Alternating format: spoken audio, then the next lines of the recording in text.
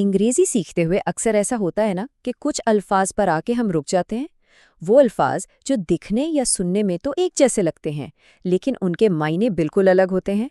اگر آپ کے ساتھ بھی ایسا ہوتا ہے تو فکر کی کوئی بات نہیں، چلیں آج مل کر ان مشکل الفاظ کے جوڑوں کو آسان مثالوں کے ساتھ سمجھنے کی کوشش کرتے ہیں۔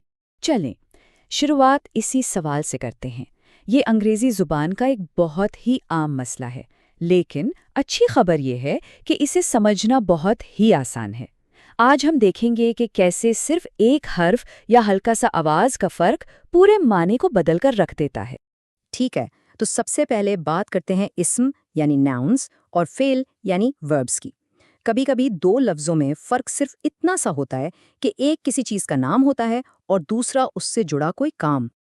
دیکھیں، اس کا بنیادی فرق سمجھنا بہت ضروری ہے۔ اسم یعنی ناؤن سیدھے لفظوں میں کسی چیز کا نام ہے، جیسے ایڈوائس یعنی نصیحت، جبکہ فعل یعنی ورب ایک کام یا عمل ہے، جیسے ایڈوائس یعنی نصیحت کرنا۔ بس یہ یاد رکھیں، ایک نام ہے اور دوسرا کام۔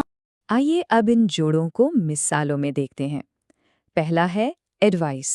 غور کریں، آخر میں سی کی نرم آواز ہے۔ یہ ایک نام ہے یعنی نصیحت، جیسے ہی گیو می گڈ ایڈوائس۔ دوسرا ہے ایڈوائز، یہاں آخر میں ایس کی تیز آواز ہے۔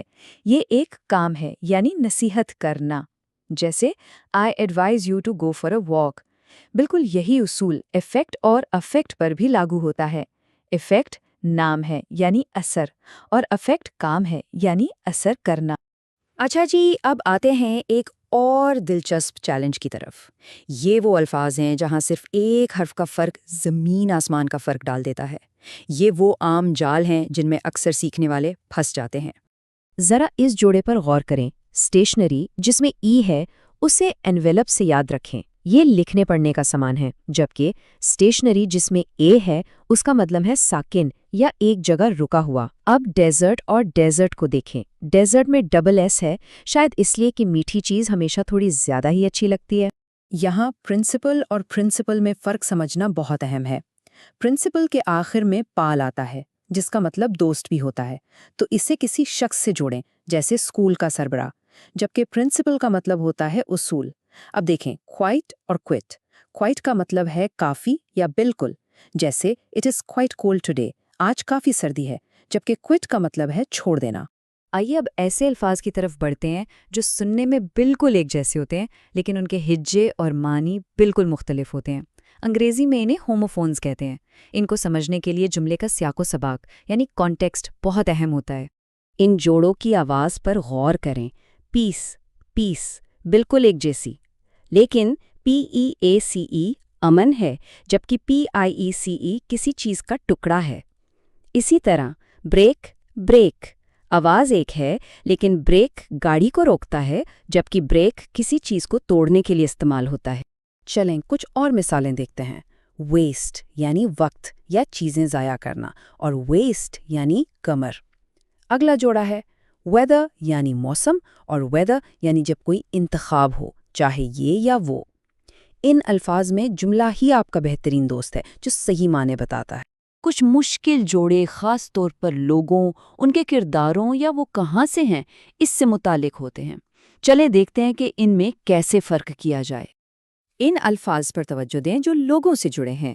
پرسنل کا مطلب ہے ذاتی، جبکہ پرسنل جس کے آخر میں NL آتا ہے یہ ہمیشہ لوگوں کے ایک گروہ یعنی عملے کی بات کرتا ہے۔